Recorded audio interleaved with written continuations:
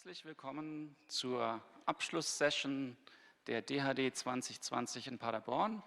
Es freut mich, dass es, obwohl es jetzt schon Freitagnachmittag ist, doch viele von Ihnen hier sind. Ich freue mich sehr auf diese letzte Session. Wir haben jetzt noch ein kleines Programm, ein kleines sozusagen organisatorisches Programm und dann kommen wir zur Abschluss-Keynote von Alan Liu. Ich möchte diesen einführenden Block beginnen mit einer Reihe von Danksagungen, die dem Verband, dem Vorstand wirklich sehr, sehr am Herzen liegen, nämlich den Organisatoren und Organisatorinnen der Tagung. Wir möchten ganz herzlich danken, zuallererst Frau Michaela Geierhos, und ich würde Sie bitten, mal kurz nach vorne zu kommen.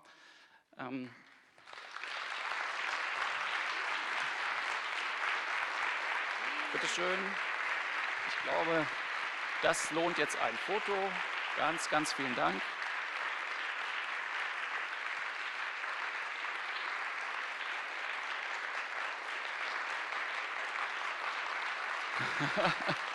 Ich glaube, es wird schon deutlich.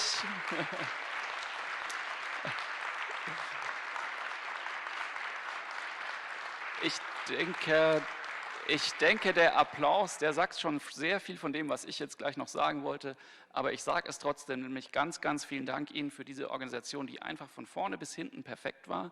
Es hat einfach alles ganz, ganz toll geklappt, alles war wunderbar vorbereitet. Wann immer ich an irgendwas gedacht habe mit einer Frage und Sie kontaktiert habe, dann war die Antwort eigentlich schon parat. Und wenn nicht, dann kam sie in Kürze.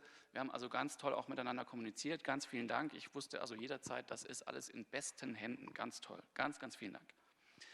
Ich möchte aber auch dem ganzen Organisationskomitee natürlich danken. Das finde ich bemerkenswert, wirklich quer durch die ganze Universität geht, von den Informatikern zu den Medienwissenschaften, Kulturwissenschaften, verschiedenen Philologien, der Bibliothek.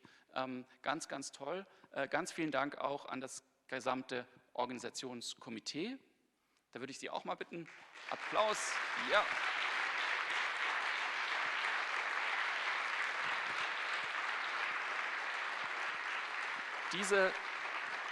Diese Kolleginnen und Kollegen waren natürlich längst nicht so sichtbar wie Frau Geierhos, aber da ist doch auch einiges gelaufen. Wir sind also auch dafür sehr, sehr dankbar. Und schließlich gehört zum Organisationskomitee natürlich auch das Orga-Team, das uns hier die ganze Woche ganz, ganz toll versorgt hat. An jeder Ecke und Ende sah man jemanden mit einem entsprechenden Uni Paderborn-Pulli, den man jederzeit oder die man jederzeit fragen konnte, und es war immer jemand da und es gab immer Hilfe. Ganz, ganz toll gemacht. Ganz vielen Dank auch Ihnen für diese Unterstützung. Und ich hätte ja eigentlich hier rein, und ich würde ganz gerne bitten, dass die mit dem Pulli, die so hier in so der Nähe sitzen, wenigstens mal nach vorne kommen, so als Stellvertreterinnen. Ja, Sie auch, die Sie jetzt gerade so weggucken, bitte. Eigentlich, ja.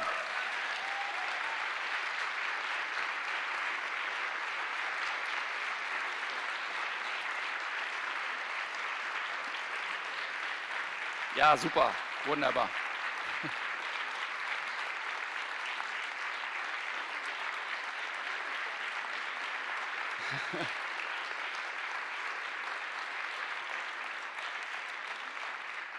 Also seit gestern Abend war der Plan natürlich in diese Box hier, ein paar von Ihnen waren vielleicht gestern beim Physik-Event dabei, eine mit Stickstoff gefüllte Flasche zu legen, dann etwas Wasser reinzugießen, aber ich denke, so geht es auch. Ganz, ganz vielen Dank, das ist also für das ganze Team. Ja, okay. Ganz, ganz tolle Unterstützung, vielen, vielen Dank.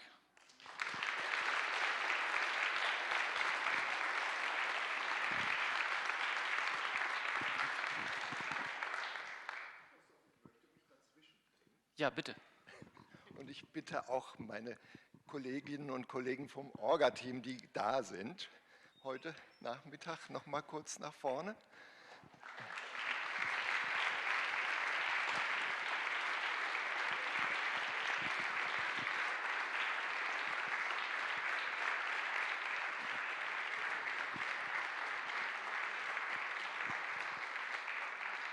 Liebe Michaela, wir als Vertreter des etwas größeren Orga-Teams, wir wollten es uns nicht nehmen lassen, dir noch einmal ganz, ganz herzlich zu danken für diese irrsinnige Energie, die du in diese Veranstaltung gesteckt hast.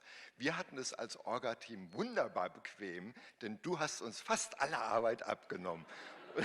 Und dafür möchten wir dir und auch deinem Team nochmal ein ganz, ganz herzliches Danke sagen. Und damit du am Wochenende auch mal was anderes zu tun hast, als immer nur organisieren, solltest du dir diese Fläschchen, du musst sie nicht alle auf einmal leeren, aber ganz, ganz herzlichen Dank auch von unserer Seite.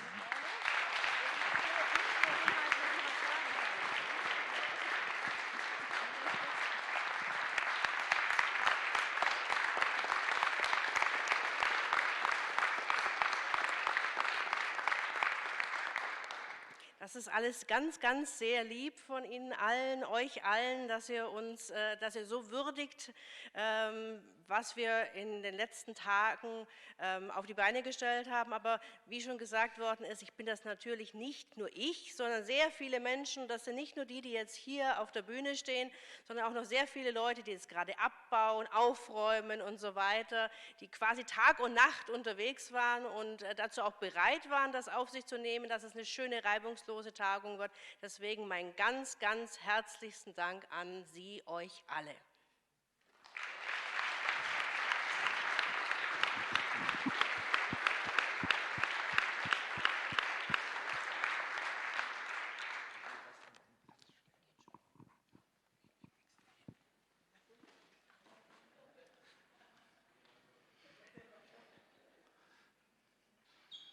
Super. Ja, also wie gesagt, wir sind wirklich sehr, sehr dankbar von Verbandsseite für diese tolle Organisation.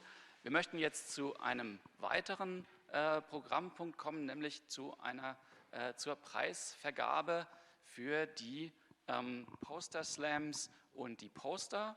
Es wurde ja schon auch Preise für den Poster Slam vergeben, aber es gibt noch einen, den wir hier vergeben möchten, nämlich den ersten Preis für den besten Poster Slam Beitrag, und der ging an Early Stage Digital Medievalist Subcommittee, und das sind Hanna Busch, Tessa Gengnagel und Daniela Schulz. Ganz herzlichen Glückwunsch. 2 sind da. Eines für Sie und eines für Sie. Herzlichen Glückwunsch.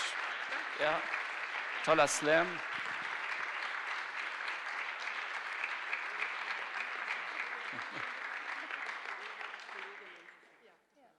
Super, und die Kollegin bekommt natürlich auch noch ein Exemplar. Ja. Super, Dankeschön. Oh ja, jetzt hätte ich das fast in meiner Tasche vergessen. Und dann haben wir natürlich die Poster Awards. Und da machen wir es jetzt ein bisschen spannend und fangen also mit dem 3. Platz an. Und dieser 3. Platz geht, der 3. Preis des DHd Poster Award Paderborn 2020, geht an die Schmanker und Time Machine.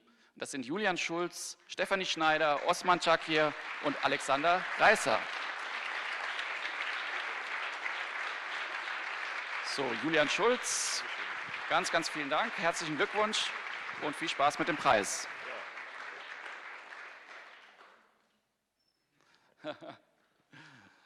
Dann kommen wir jetzt zum 2. Poster Award, und der geht an Aufbau und Erfahrungen aus dem Digital Humanities Lab der Universität Erlangen-Nürnberg. Und das sind Martin Scholz und Jacqueline Klusig-Eckert.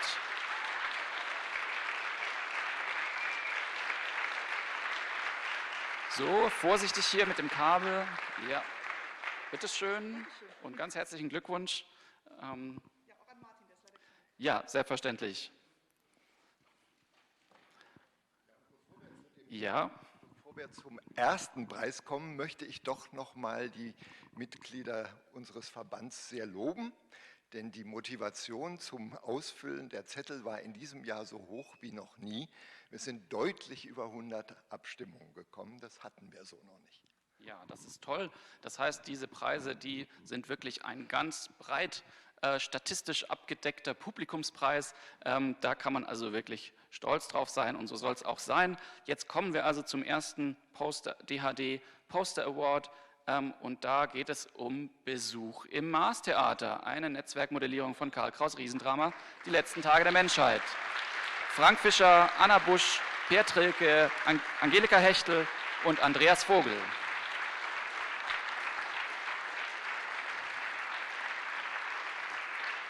Herzlichen Glückwunsch, nimmst du das mal? Herzlichen Glückwunsch an das ganze Team. Das Poster ist einem natürlich unter anderem auch wegen der Präsentation im Gedächtnis geblieben. Tolles Poster, Dankeschön an euch alle. Schöne Sache, Glückwunsch.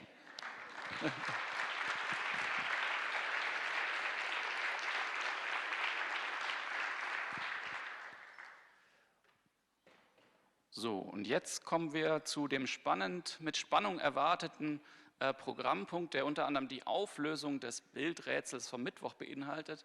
Und auf Twitter ging es ja schon hoch her. München wurde offenbar ausgeschlossen, aber vieles andere wurde nicht ausgeschlossen. Es wurde aber tatsächlich auch schon ein Ort genannt, der nicht so ganz falsch war. Und das erfahren wir jetzt gleich noch. Ich würde also bitten, die Repräsentanten des Organisationskomitees, die hier sind, mal nach vorne zu kommen und den nächsten Tagungsort vorzustellen. Braucht ihr ein Mikro? Ja.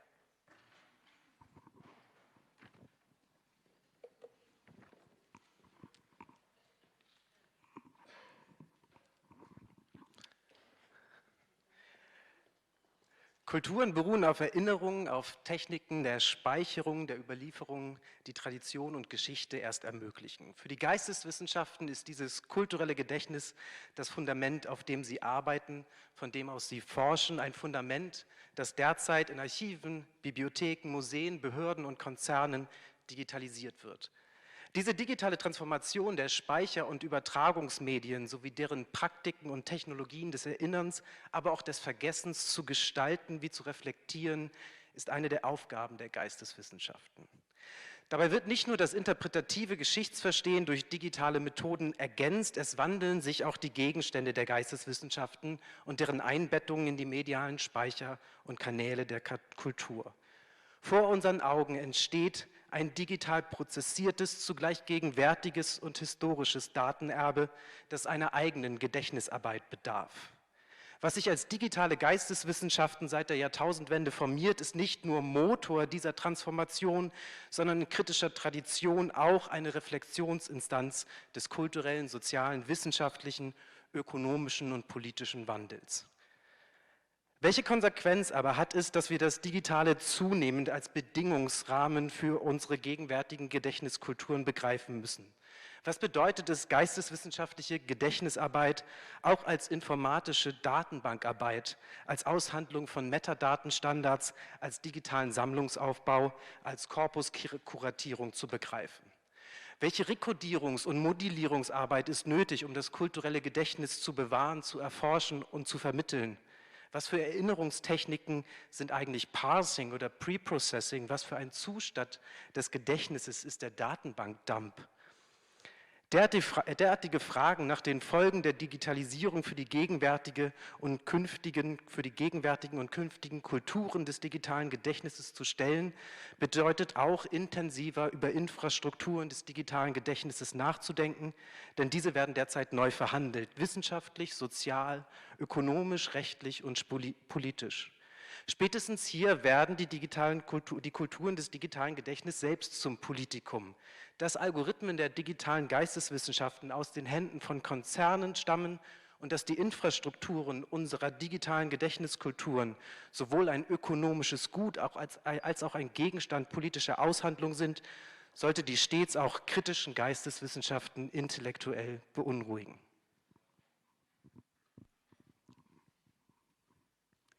Über die Kulturen des digitalen Gedächtnisses und natürlich, wie stets auf den Jahrestagungen, über alle möglichen Themen der Digital Humanities möchten wir mit Ihnen auf der DHd 2021 in Potsdam ins Gespräch kommen.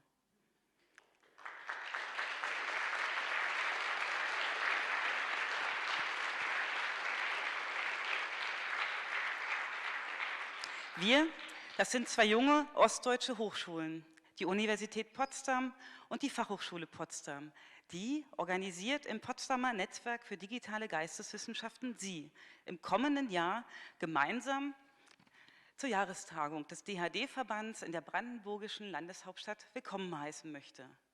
Potsdam ist dabei selbst ein Ort, der produktiv zwischen Gedächtnis und Digitalisierung, auch zwischen Geschichte und Gegenwart oszilliert. Einerseits eine der faszinierendsten Gedächtnislandschaften Deutschlands ist Potsdam andererseits sowohl Digital Hub für Medientechnologie, traditionsreicher Standort der Filmindustrie, des Rundfunks und nicht zuletzt des renommierten Hasso-Plattner-Instituts.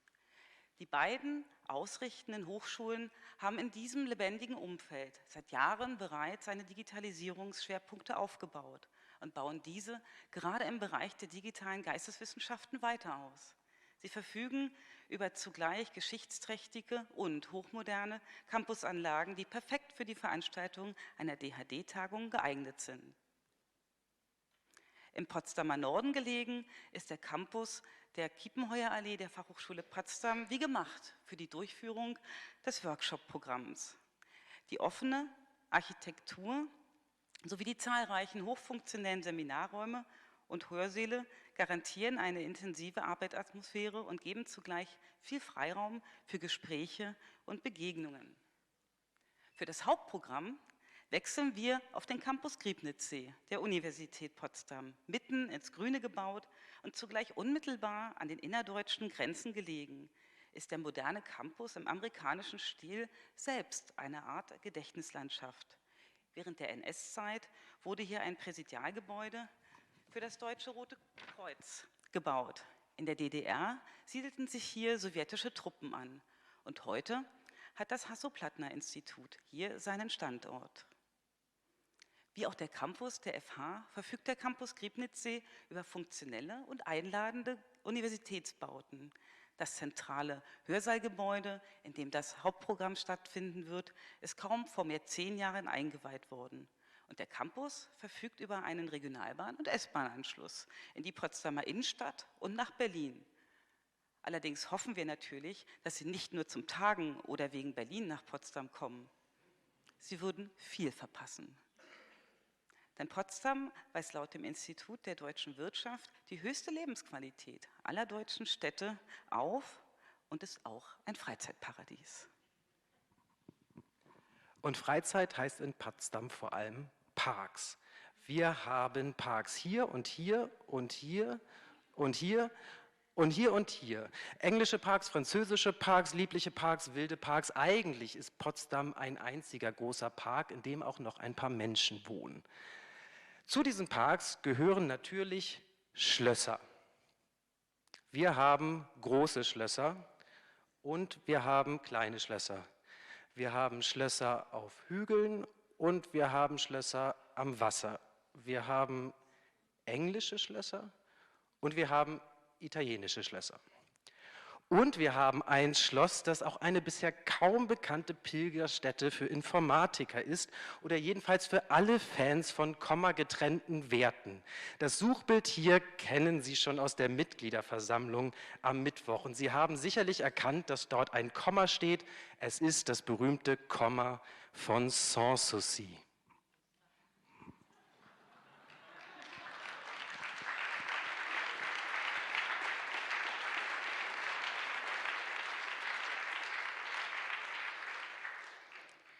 Wem das nun alles viel zu viel Kultur ist, der findet sich vielleicht irgendwo auf den Potsdamer Gewässern wieder.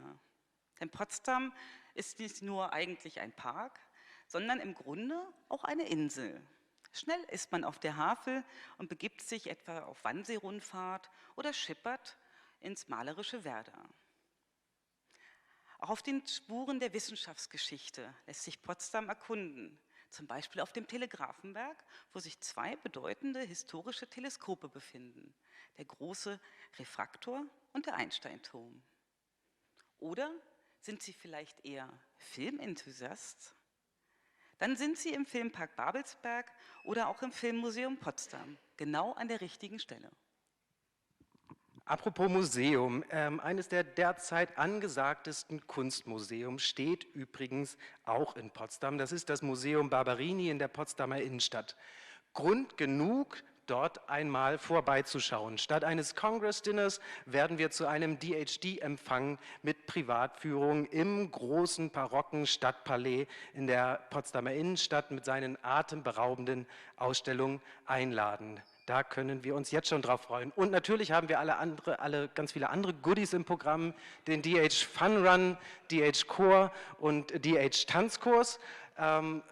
Wir würden uns auf jeden Fall sehr freuen, stellvertretend für das Local Organizer Team, ein paar sind hier, Sie auf der nächsten Jahrestagung des DHd-Verbandes begrüßen zu dürfen. Wir hoffen, Ihnen hoffentlich ein bisschen Geschmack gemacht. Halten Sie Ausschau nach dem Call for Papers, den wir wie gewohnt im Mai veröffentlichen werden, und besuchen Sie bald schon die anwachsende Website oder folgen Sie uns auf Twitter. Vor allem aber kommen Sie im nächsten Jahr bei uns in Potsdam vorbei. Wir alle freuen uns auf Sie. Bis dahin. Bis dahin.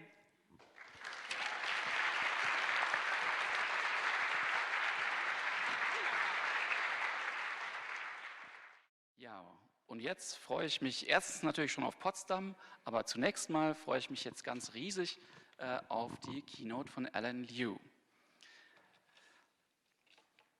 Und es freut mich, Ihnen Alan Liu jetzt vorstellen zu können.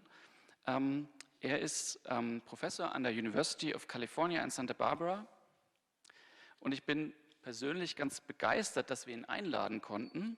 Und ich bin dankbar, dass er die lange Reise aus Kalifornien auf sich genommen hat. Thank you, Alan, for being here. Meine erste Begegnung mit Alan Liu war eine virtuelle. Noch während des Studiums bin ich Ende der 90er Jahre auf eine der damals noch relativ wenigen Webseiten gestoßen, auf denen es um Literatur und Literaturwissenschaften ging.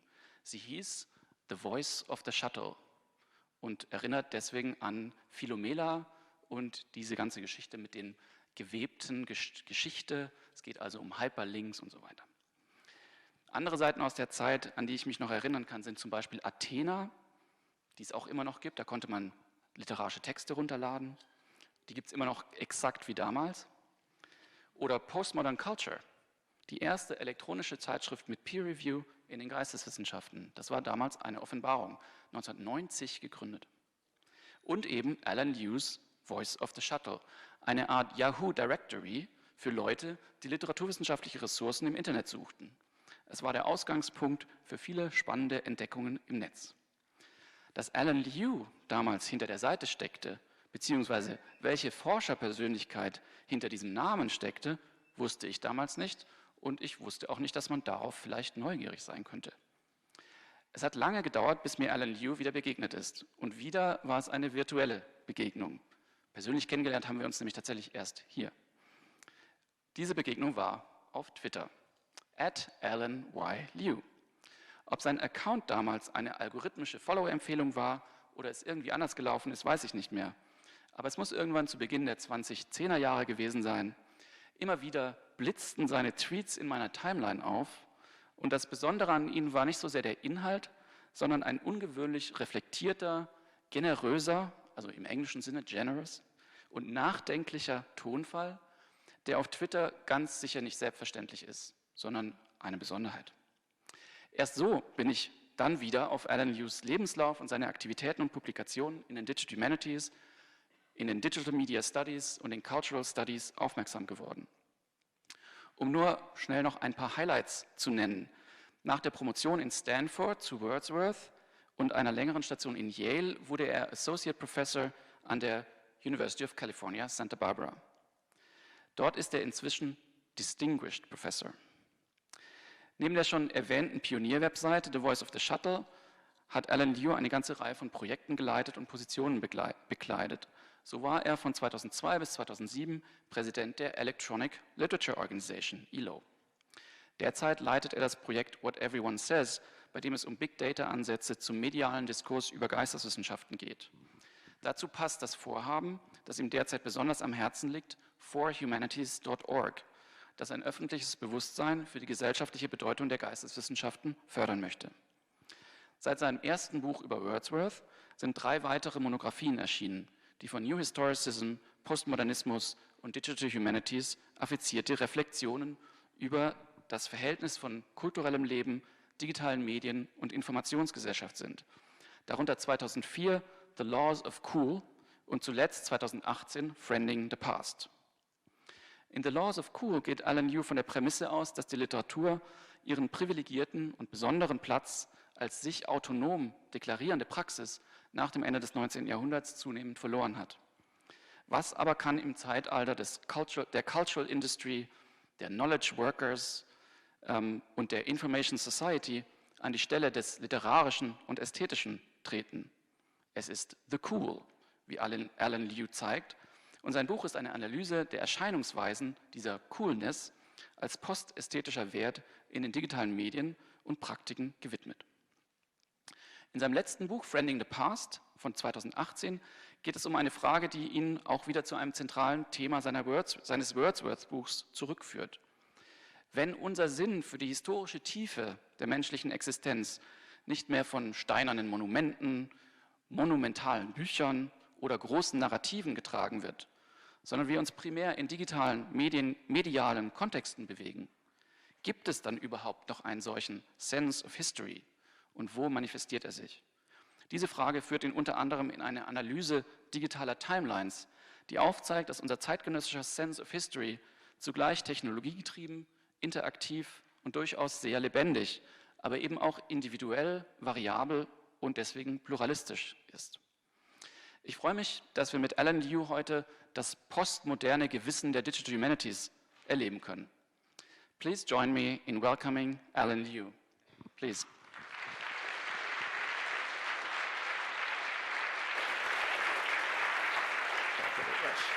Thank you. That sounded like a very fine introduction. It's an honor to be here. Thank you to University of Paderborn and to DHd, Michaela and Christoph. It's a great honor to be here. Michaela, I think everyone knows you are a stunningly good organizer. So I thank you, and we all thank you as well, right down to the detail of an umbrella in our conference bag. I also want to apologize. I do not speak German. It was a very strange experience yesterday to watch the event physics without understanding German. All right.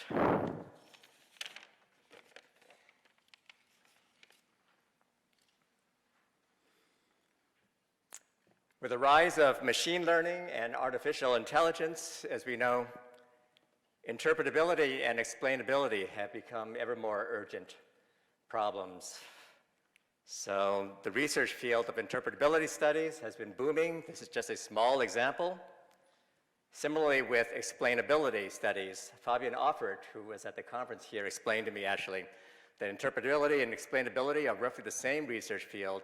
The first phrase is more characteristic of nomenclature in America, whereas the second one is more characteristic of Europe. Similarly, I've become interested, oh, by the way, this is a very interesting work in explainability research that I'll return to later. It's by Brian Lim and his collaborators. Why these explanations, selecting intelligibility types for explanation goals. You'll see there that what his team is doing is trying to map human rational and cognitive reasoning processes over machine learning and artificial intelligence processes to see what there can be a kind of correspondence. Just as interesting, I think, is the new research field of data formatting and reporting standards. So this is a field that was inspired by nutrition, science, and medical reporting, and reporting in other science fields. It's become influential in determining the model of the data sheet and of the model card for how you report out from a data experiment. My own project is using the paradigm to furnish its findings in the form of what we call key finding cards. We constrain our researchers to a single page at a time to deliver their main findings. It's actually turning out to be quite a healthy exercise, I think, for the ordinary humanist who is used to writing articles and dissertations, to be forced to say something in one page because it clarifies what your data experiment is about. Interpretability and explainability are part, more generally, of the human in the loop problem. You often see the acronym for that, HITL. Typically, human in the loop usually refers to machines learning from humans. And actually, there's an acronym for that as well, HILML, Human in Loop Machine Learning. It means how the human can intervene in a machine learning process to correct, to reinforce. So for example, Ravi Shani and his collaborators give a very nice example. These are 3 separate platforms of artificial intelligence image recognition. You'll see that the Google one is having trouble. Is this a floor? Is this a box? Is this furniture? And a human interpreter steps in at some point to either correct or to reinforce to speed up the machine learning process.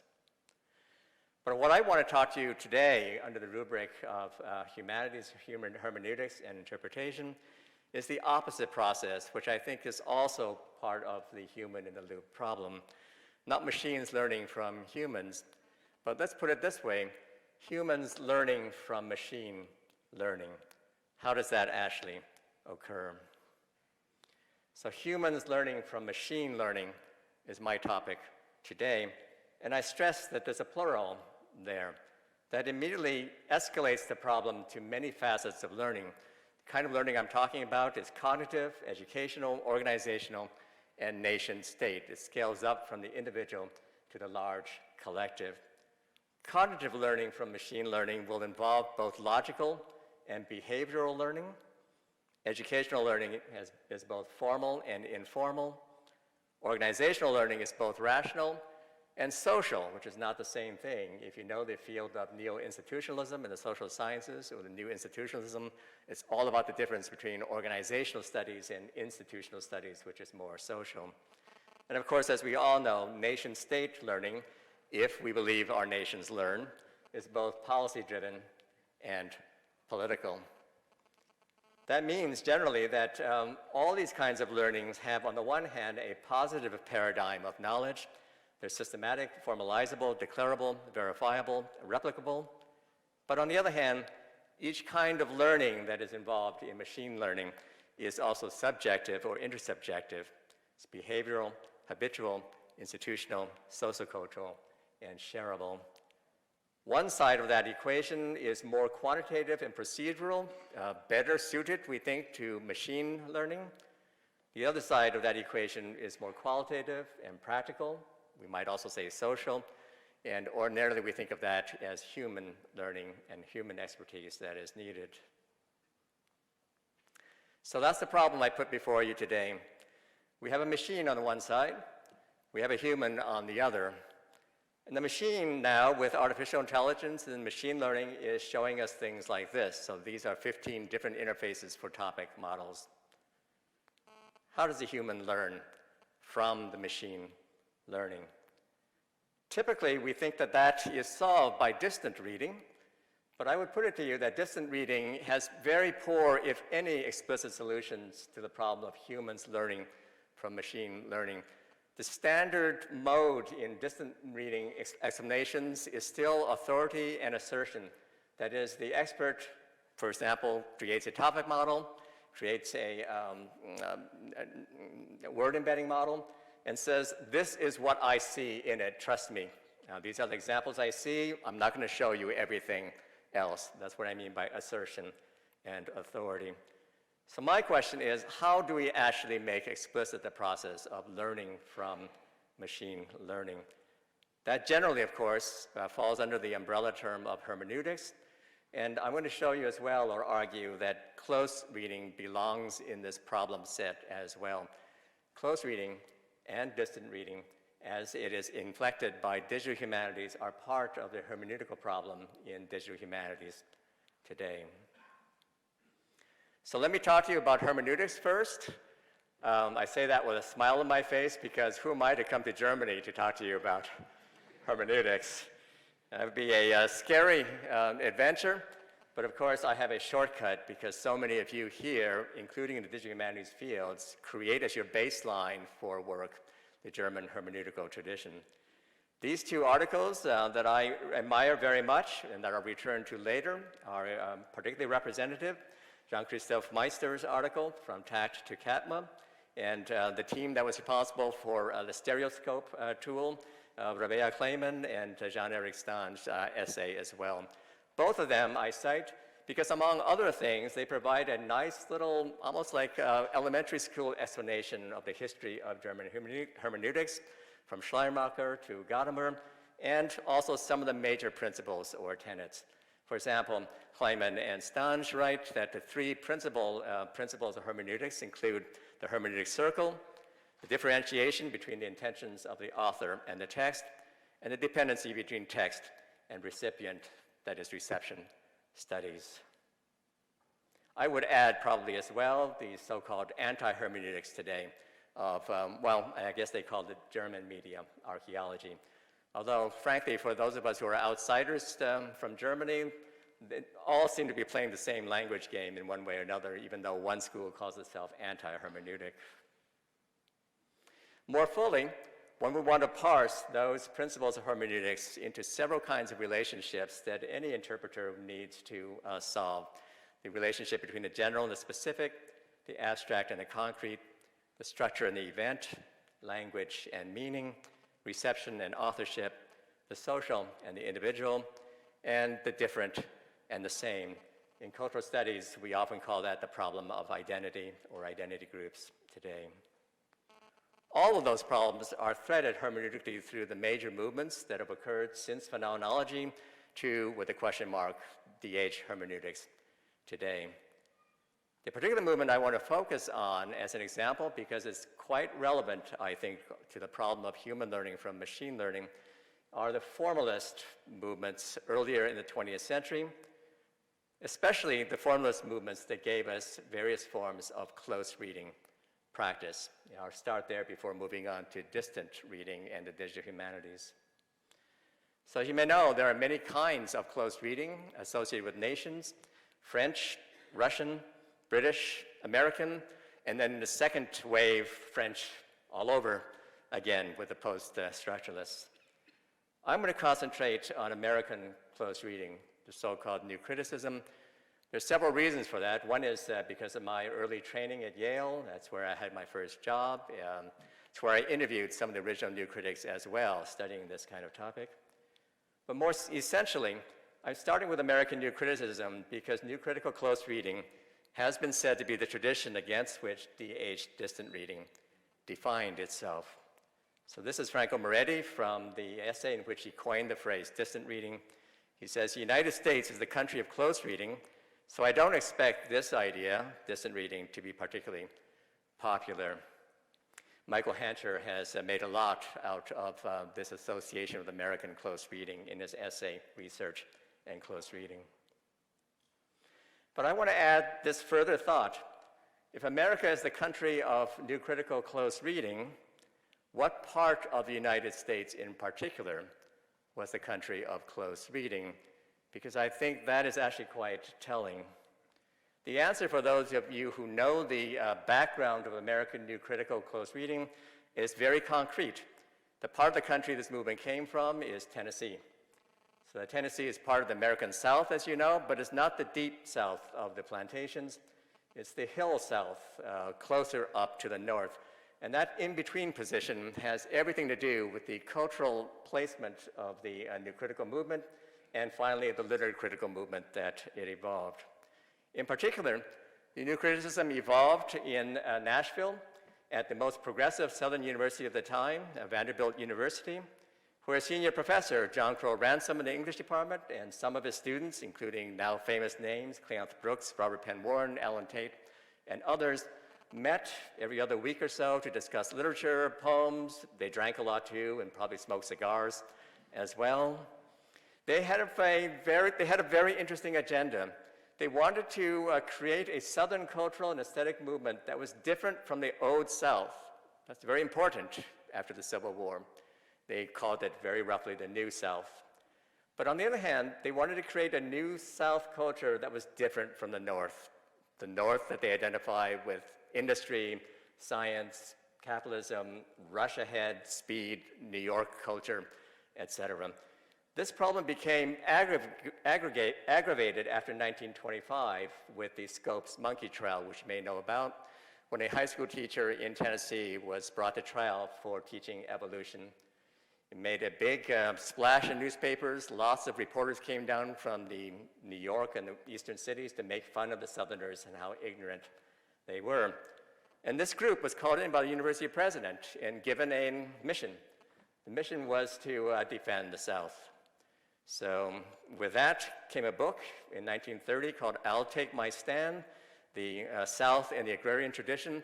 It's probably the most famous book of American culture and letters that no one has ever read or no one ever reads today.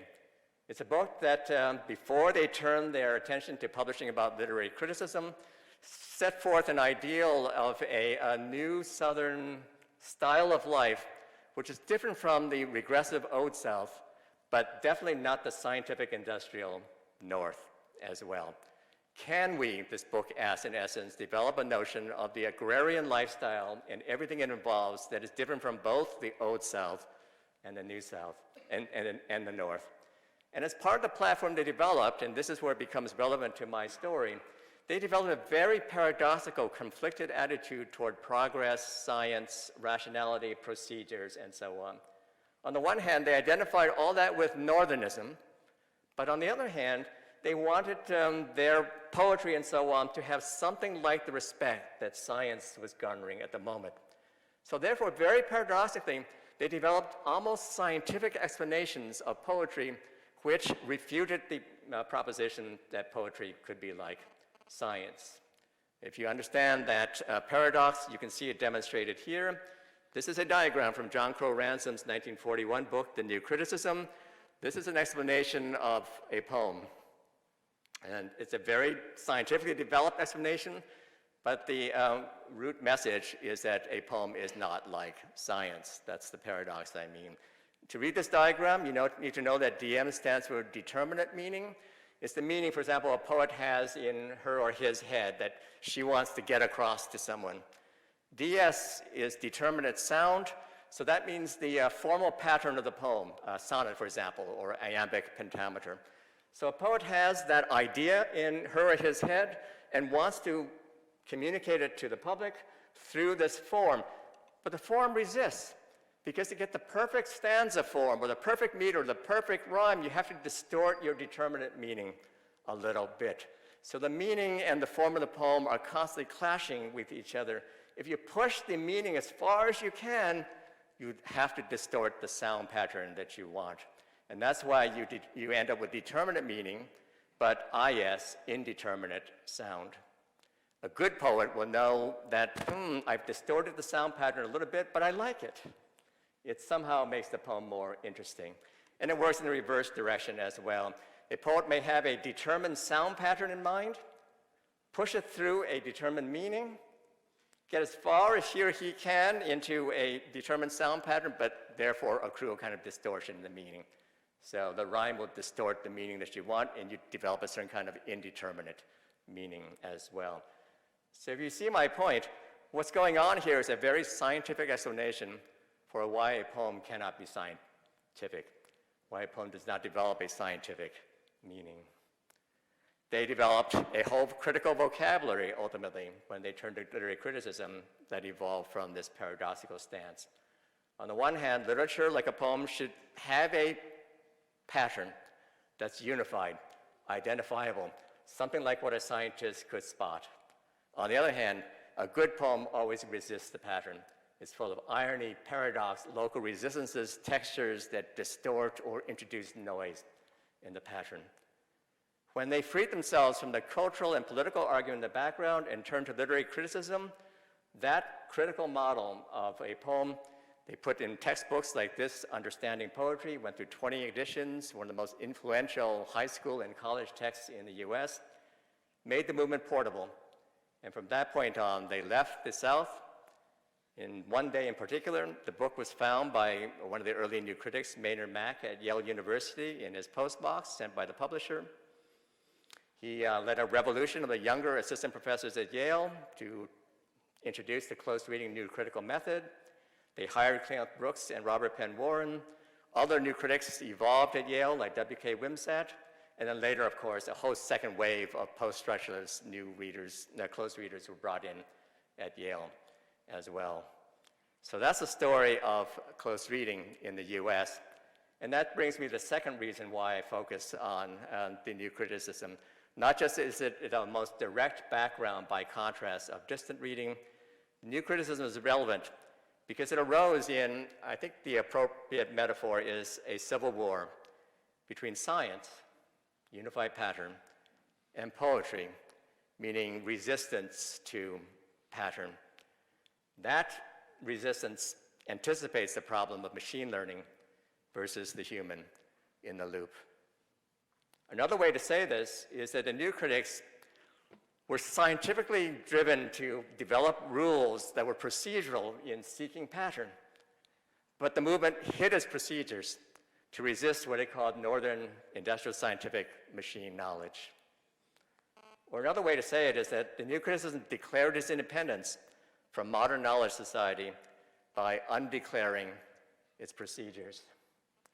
So if you've never done a new critical reading in American style, it goes something like this. And by the way, when I interviewed some of the original new critics, they said that, you think of us as not theoretical and not procedural and rules-driven, but back then, our senior professors thought we were too analytical, theoretical, and intellectual. This is the way they therefore read a poem. This is Keats' Ode on a Grecian Urn, and this is the way Cleanthes Brooks read it in the well-wrought urn.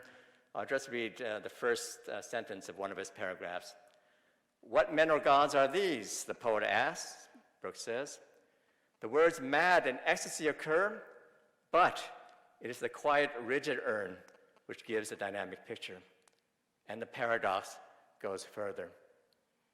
Every sentence from then on develops the paradox of one kind of metaphor in the poem that is about quietness versus another kind of metaphor that is about energy or dynamism or something like that.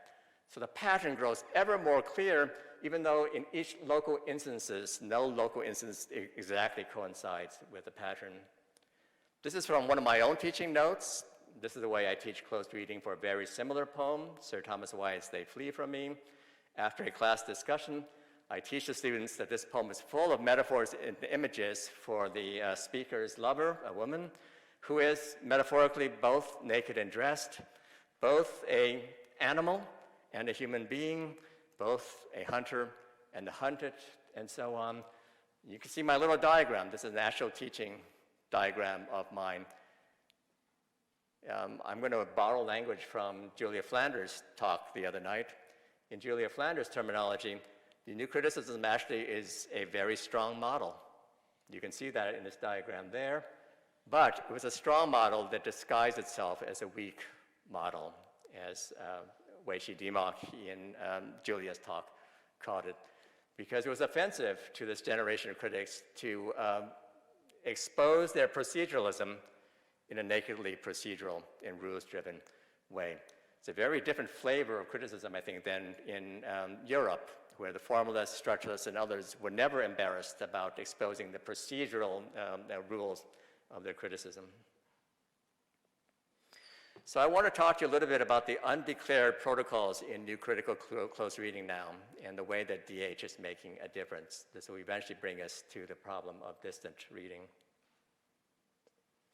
So by protocol, I mean this. Let me explain my vocabulary. I'm not sure it's the right one, but this is the one I've been using. I refer to processes as low-order discrete operations. I refer to procedures as workflows that are bundling together processes in branching ways or nested ways or sequential ways. And by the word protocol, I mean whole families of procedures that can be made standard, that can be declared, and that are reproducible. So what are the processes and procedures of the new critical style of close reading? There are a lot of processes, starting from knowing how to use the interface of a book, and by that I mean understanding and navigating the entities involved, words, paragraphs, stanzas, and so on, sampling, observing, annotating, excerpting, all that you recognize as an expansion of what John Unsworth called the scholarly primitives.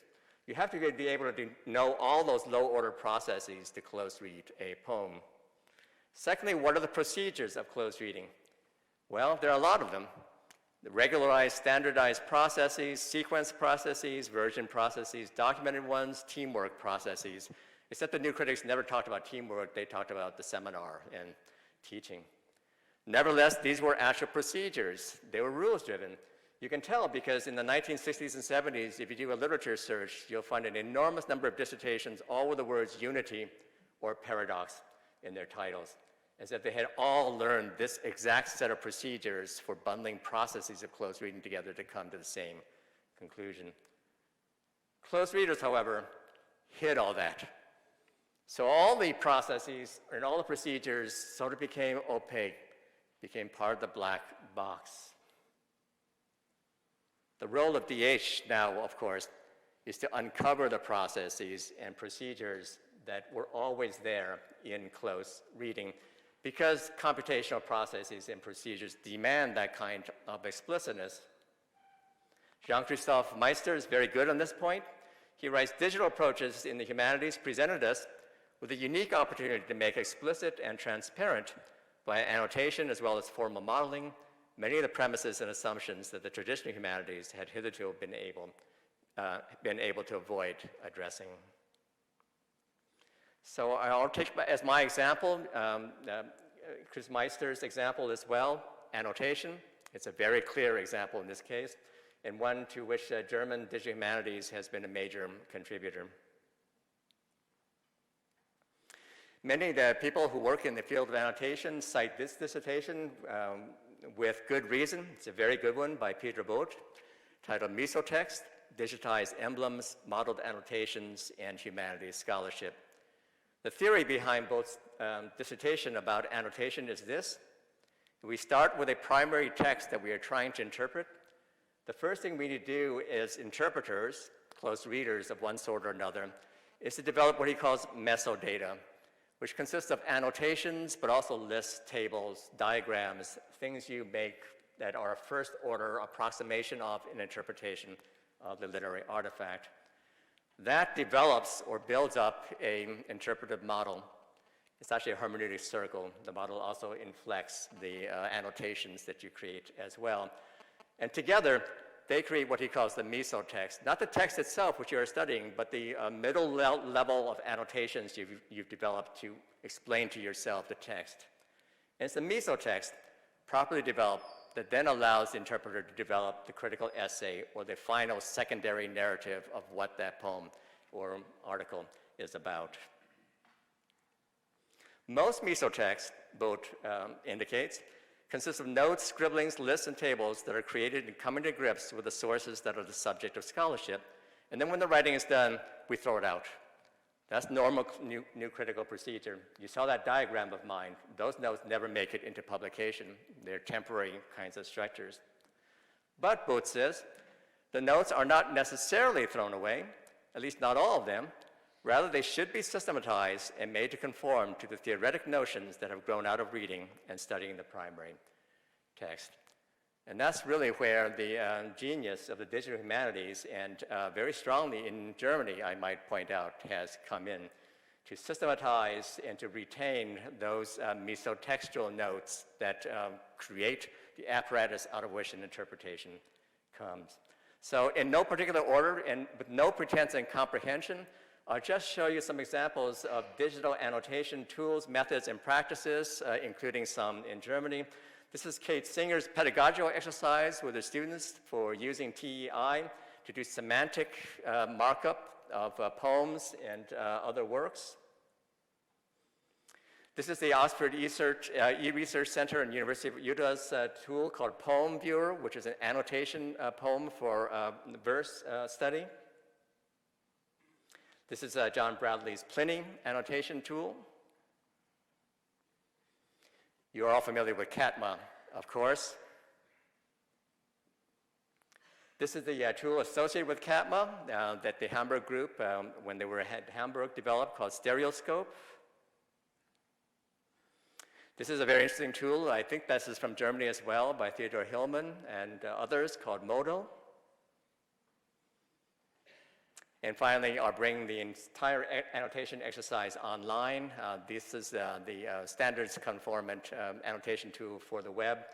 hypothesis developed by Dan Whaley and his company. So that's annotation, developed explicitly by the digital humanities, where annotation is my example here of how processes of close reading can be given explicit digital humanities form. Now, what about procedures? By which, as you recall, I mean whole workflows or bundles of processes. Here, digital humanities is just beginning to do its magic. Very rarely do we see whole workflows of processes made explicit and reproducible to others. So I would outline that actually as a growth area for the digital humanities to develop methods of close reading that are procedural in this way. We have good models, however, in other disciplines. We have the model of science workflow notation. So this is now a very mature field. It's about 10 to 15 years old. This is the WINGS tool for data analysis workflows. Another common one is Apache Taverna. What this kind of system does is to annotate using semantic markup various kinds of data sets, data operations, data tools, and their relationships with each other to allow the tool to make reasoning operations possible, such as, with this data set, you can and cannot use this kind of process. So workflows like this develop a whole procedural vocabulary for how processes are strung together that can be shared with other people and reproduced to redo the experiment. So too, the model of open science notebooks, slightly more informally conducts the same kind of procedural workflow exposure. Here are the tools that I use, the data sets that I use, and this is the order in which I strung them together. That's what an open science lab notebook today does. But the example from another field that I want most to bring to the attention of DH is from the social sciences, and it's called grounded theory, which began in the 1960s and has continued since then. The background for what's called grounded theory was the ever-growing schism or chasm between quantitative social science and qualitative social science. So as the years went by, the people who did qualitative social science, interviews and so on, found that they were respected ever less because the quantitative people had taken over. The question then arose, how could qualitative social science research achieve something like the same rigor, objectivity, and science-like method that the quantitative social scientists had developed? This was the motivation for what's called grounded theory. So Kathy Charmaza's book later on gives a very good explanation of this. This is her diagram. Essentially, you start with the qualitative data, interviews, for example, people's self-narrations, memoirs at the bottom, and then gradually, step by step, procedurally, you develop annotation practices that in very precise ways move you up to a higher level of interpretation. The idea here is that you govern and discipline your annotation and memo writing style in a way that is pseudo-scientific, that has something of the rigor of the quantitative method. So for example, this is an example of the first stage of grounded theory. You do what is called hand coding, where coding does not mean computational coding, it means annotation. So you read through a text, and very ad hoc, you flag what seems important. You write a little label to yourself in the margin. Maybe this is going to be important for me to track in the future. Then you move on to other stages of annotation. Eventually, you begin to regularize and systematize and simplify the annotations you made. Okay, these tags that I made, they're no longer relevant to me. I think that I can simplify them by converging several of my tags together into a single set. They're a more comprehensive understanding of what's going on in this text. And while you're doing this, there are step-by-step procedural rules for writing short little memos to yourself that explain to yourself and to others why are you doing the annotations that you are doing, why these sets of labels, what is the logic that is going through your head. The idea is that by the end of this process, you will have developed an interpretation of the qualitative data that has something of the same procedural rigor of quantitative method working with quantitative data. So remember Peter Both's mesotext idea of using digital metadata like annotations to build an interpretive model? DH has now given us close reading processes for annotation to help make the mesodata and keep it around and study it. But how to get from the mesodata to the model to complete the creation of what Booth calls mesotext, the interpretive act. I think that adapting the methods of science workflows or open notebooks and social science grounded theory can help DH develop computational procedures and processes to make explicit that up arrow from our mesodata to the interpretive models that we want to build. It's exactly that set of workflow-like procedures that need to be made explicit in our processes. So we need to develop protocols, including procedures and processes, to make it clear how we get from our, for example, text to the interpretive model that we want to get to. The purpose is only partly to assist the individual human close reader. After all, most expert close readers will feel constrained by heavily formalized and procedural workflows of different kinds. The full purpose is to assist the collective practice of interpreting larger text of materials. So if you're working with a collective or a team of people, you need to be able to share or communicate the set of procedures you've used to study something. And that's why you need to model the workflow explicitly. And if you're studying a large body of materials, you need to bridge the interpretive gap between close reading and distant reading. So with that, I'm going to move on to the next chapter of my talk and address distant reading. This, I think, really is a sweet spot for the kind of procedural work that I think DH needs to help develop. So let's think about the protocols for distant reading. I'm going to use the exact same template of terms. We would probably want to vary them, but for the moment, just for clarity, I'll use the same terms. So very clearly, distant reading has its processes, and they're very much the same. Knowing how to use the interface of a topic model, for example, or a word embedding graph. Sampling, observing. I'll talk more about annotating, excerpting, collecting, clustering of different kinds, analysis, comparing, etc. And so too, distant reading obviously has its larger workflows or bundles of processes, which I call procedures, that can be regularized, sequenced, versioned, etc. Let's think about just the processes, however, for just a moment. What are the processes for close reading, distant reading? That's a phrase I'm inventing, that is looking really closely at our distant reading in ways that we understand. What are the processes for close reading, distant reading that currently have robust DH computational support? I think probably only these kinds of processes have robust DH support. Sampling, collecting, clustering operations of different kinds. What, by contrast, are the processes for close reading, distant reading that have very weak DH computational support right now? I think we may disagree, but I think everything else. So it starts with using the interface. By contrast, we kind of know how you work a book. So a book looks like this. You turn the pages, and it has these units.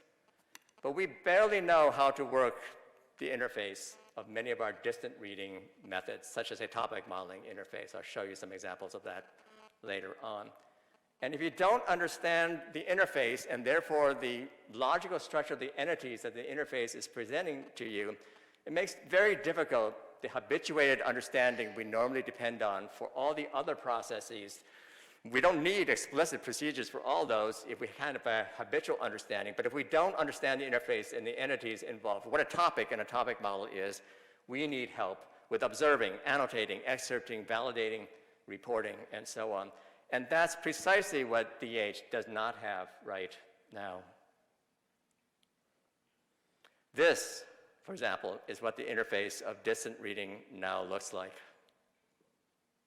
These are 15 different visualization exploration interfaces for topic models that my team and I studied as we began to choose what we wanted to work with. None of them look alike. In no case could you say that the human observer could tell what the entities actually are. So a typical student's question is, Professor, what is that circle? Or, Professor, what does the y-axis mean? We have no intuitive understanding for that. So, unfamiliarity with the underlying phenomena of distant reading, for example, of a topic model, and also unfamiliarity with multiple competing interfaces creates a need for robust processes of interpretive reading. Yet many processes for interpreting, humans learning from distant reading, are currently undeclared, computationally unassisted, or brittle. So again, our focus my attention just on annotation. For example, how do we annotate a topic model? Well, the answer is good luck. So these are two of the best interfaces and most commonly known ones. On the left is Andrew Goldstone's DFR browser. We've adapted it for our project. He used it only for JSTOR articles. And on the left is LDA Viz. We're using a Python flavor of that called PyLDA Viz. So if you have any experience with distant reading interfaces like this, good luck to you trying to annotate this. Because after lots of trying around, here's my wish list. I want to be able to save state and history of the interface with the reference ID. You can't do that now. You can't go back to a previous view of the interface and what you're looking at. I want to be able to select entities. Okay, many of these interfaces are programmed in D3.js in ways that make it impossible, literally impossible, to select something on the screen. The text is unselectable because the JavaScript immediately fires off and does something else. I want to be able to draw boxes around entities or drag them to a note palette. This seems obvious, but it doesn't exist. I want to be able to label a topic in a topic model. It's inconceivable that there's no single interface right now that allows us intuitively to label a topic. And of course, I want to be able to comment and take notes on entities. And underlying all that, of course, I want conventions for semantic and accessibility markup for interactive visualizations. So you'll see on the left some of the current standards research on making SVGs better behaved, because SVGs are the currency of the realm for these interactive D3.js visualizations that many people are using. None of them are well behaved right now, and none of them have parameters that can be made explicit. None of them are even accessible for disabled people often. So those are the processes. Now let's think a little bit about the procedures. All of those are poorly supported now in distant reading. We have very few regularized standard processes, sequence branch processes, anything like the science workflows, anything like the open science data notebooks, anything like grounded theory. We have no script for teams to work together to read a topic model together. So I can tell my students, go read the topic model, and I'll get 15 different versions of exactly how they did that. So what is the solution? I don't have a full one, but I want to end my talk with the experiment that I'm conducting with my team right now. This is our project. It's called What Everyone Says. And acknowledgments to my team, my co-PIs, Jeremy Douglas, Scott Kleinman, Lindsay Thomas. Our postdoctoral scholars, we have two very fine ones, Dan Bastiel, Abigail Droge. Our project managers, Rebecca Baker, Ashley Hem, and over the 3 years so far of the project, 70 plus graduate students and undergraduate research assistants, too many to name here. And of course, acknowledgments to the Mellon Foundation for funding the project. What we're doing, we're collecting newspaper, magazine, and other media articles about the humanities or that mention the humanities. So to date, 1.5 million unique documents from over 1,000 US media sources and over 300 sources from elsewhere, and a lot of the social media posts as well. We're topic modeling it. This is a project that began 5 years ago, and topic modeling was what people were doing back then, so at the moment we're locked into that. And we're interpreting it, with the first interpretation always being one page. This is an ironclad rule that I've determined all our researchers will follow. So as you see, this is our humans learning from machine learning problem. So the machine is throwing up for us a topic model, and the human needs to know how to interpret that. For the machine part of this, we have a production workflow. We developed an open source DH workflow. It's a set of Jupyter notebooks, each of which does one thing. For example, create the mallet topic model, create the visualization, do diagnostics tests, and so on, and then visualize them. So these are some of the interfaces for topic models that we've either adapted or created ourselves. So on the production side, we have a whole procedural workflow that we think that others will be able to benefit from as well. But on the reception side, we had until recently no workflow of that sort at all. The kind of workflow that I call a protocol consisting of procedures and processes. So I personally have been at work on this side of the equation to try to create an interpretation protocol for topic modeling. And this is the idea that I want to leave you with. A disclaimer first, this is like version 2.0 alpha of this idea. I had a heavy hand in authoring it, and I'm ashamed of it. There's so many things that could be done better if I could have a chance to do it again. There's so many more user studies that need to be done. I mean, this is very early work. But the main idea is what I want to get across to you. The interpretation protocol is a set of survey-like modules that step the human interpreter through the process of reading a topic model. So this is a diagram of the modules on the right. So a set of modules for taking an initial overview of a model, getting a sense of representative topics and possible clusters of topics. Modules for analyzing a topic or analyzing a possible cluster of topics.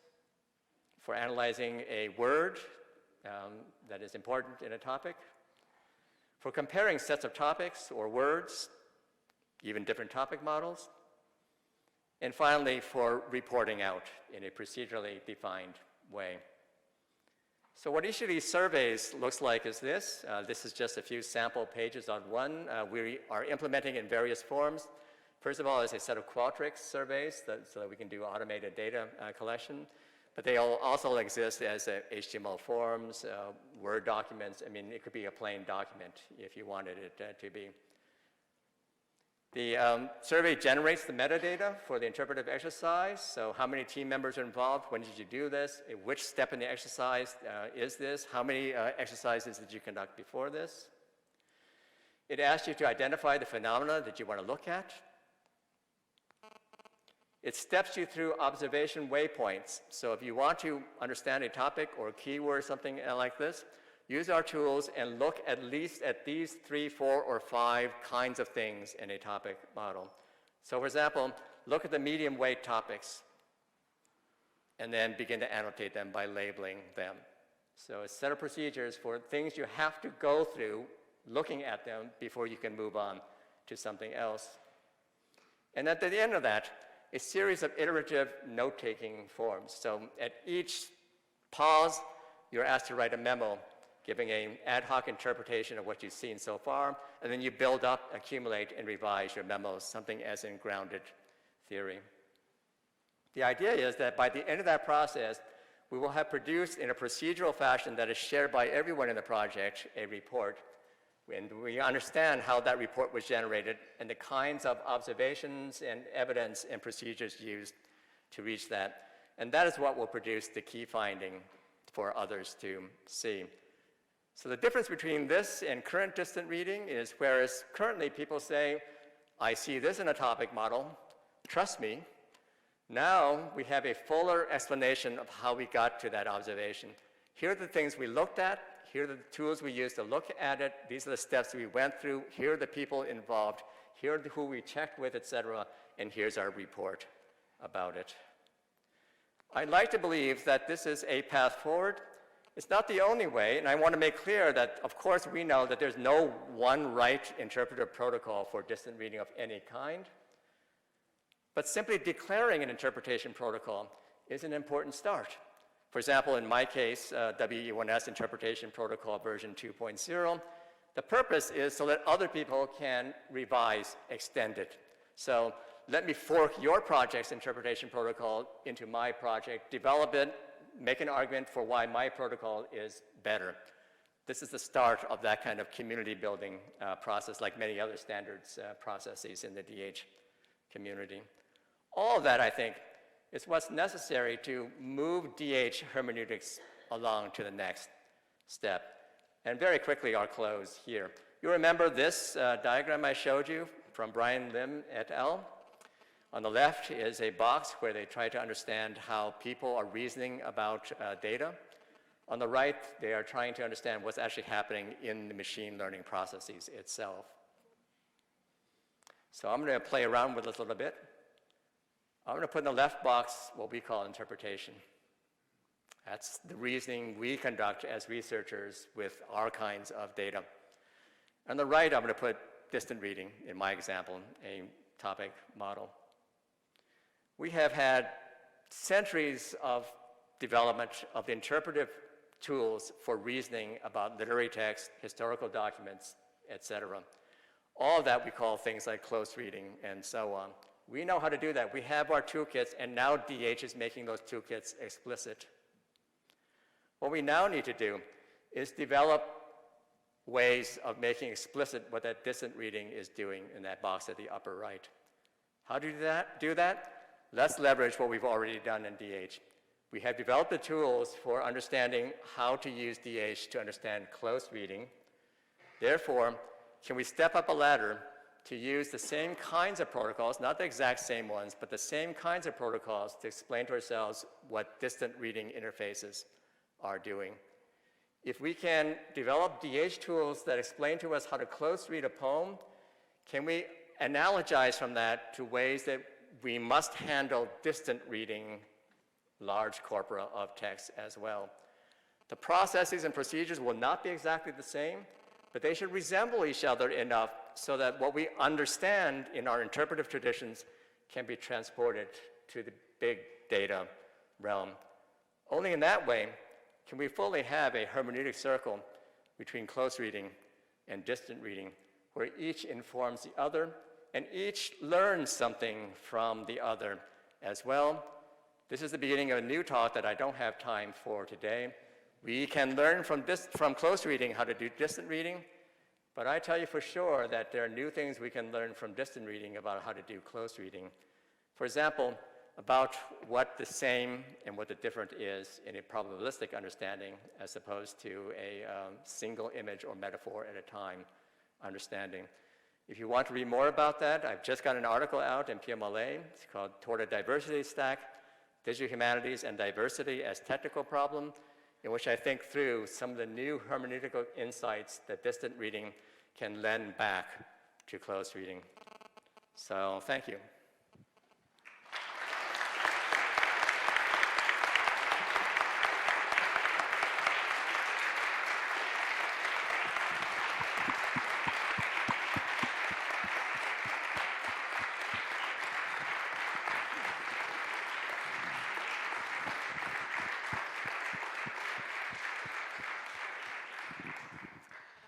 I know you're all eager to leave and see the suitcases ready, but I'd be happy to take one or two questions if you have the time. Yeah, I think we should do that. Thanks a lot for this inspiring and really wide-ranging talk that connects to so many things that people in this community are thinking about. Thank you. Do we have questions? Yes.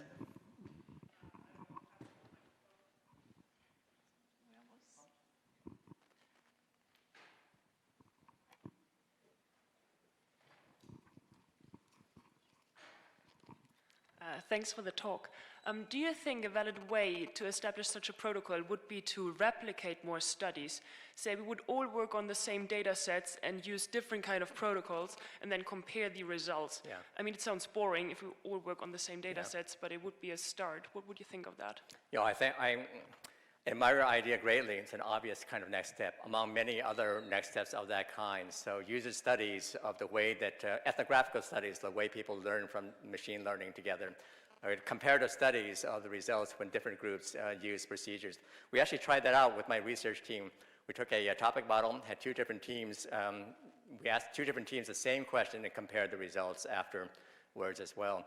I should mention as well, in the science workflow paradigm that I mentioned earlier, some of the most interesting work has to do with comparative data workflows. So the workflow systems make visible the methods by which different disciplines conduct a data experiment. Once that becomes possible, then it's possible using computational methods to compare the data processes and the data methods, and to say that, for example, in astronomy, 85% of the data labor has to do with cleaning up noisy data, whereas in medical science, only 45% of that effort goes into it. So you can see this almost like histograms of different kinds of disciplinary labor and effort that go into interpretive activity. Once we make these kinds of procedures explicit, then a lot becomes possible in studying the procedures, comparing them across disciplines, within disciplines as well. Those are the obvious next steps, I think. Thank you.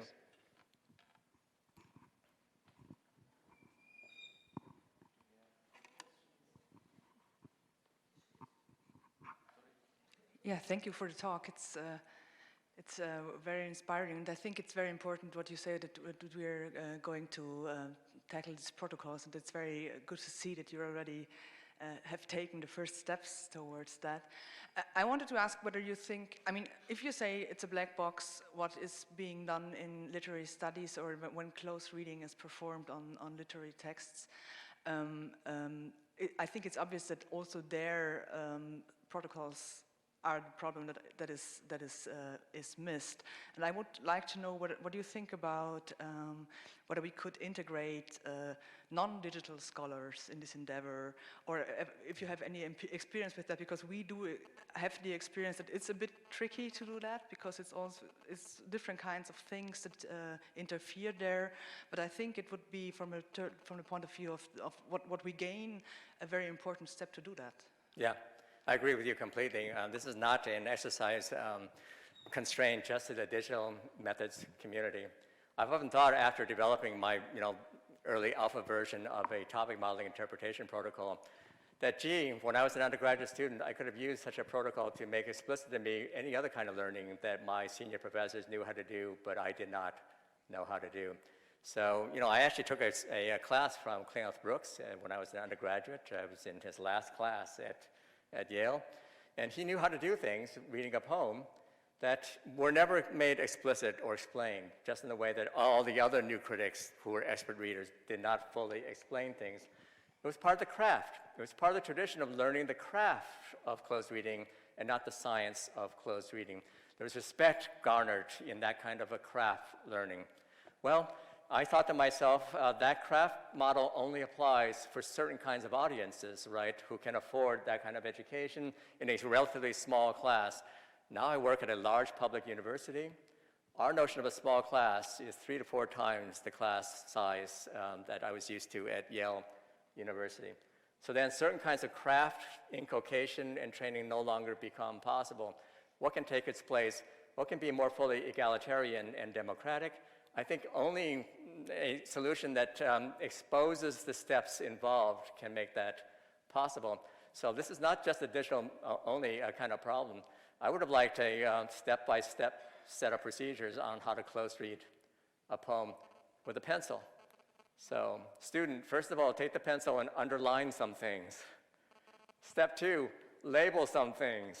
Okay, already you're halfway there, right? Once you've done that and you've selected what to annotate, you're already halfway toward interpretation. But so many students don't even take that first step because they've never seen it done. They never see the professor's notes, for example. Thank you so much for that wonderful talk. I think it's a follow-up on what you said last.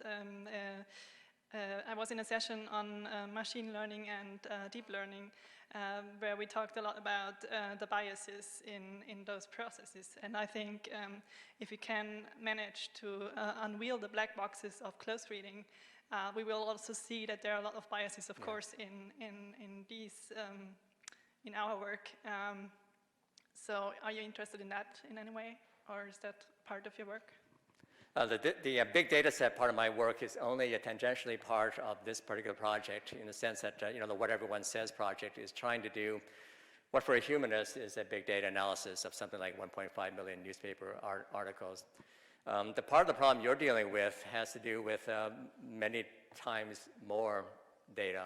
For example, the image sets that are responsible for face recognition biases and so on. I've been thinking a lot about that. I'm particularly interested in how those images get classified by human beings in the first place as training sets. So in some of the early machine image training experiments, for example, the cat data set, some bunch of people had to go through pictures and say, that's a cat, right? And there's some black box behavior in that classification activity. Because as you saw from one of the examples I showed in a slide from an article, it's curious, is it a cat or is it a bush that you're looking at because the cat is under the bush? That's an interpretive act. And we know one of my students who was here at the conference, Fabian Offert, one of the examples in his dissertation are neural network recognized images of fences. So very curiously, many of the fences have what appear to be fingers through them. And that's because so many pictures of fences in the news media are about people being incarcerated or on the other side of a fence or another. And that's an interpretive problem. So some human being for the training set had to say, okay, that's a fence, and completely ignore the human being with his fingers through the wire mesh of that fence. That's black box behavior. It requires the same kind of making explicit through procedures that I've been trying to explain here.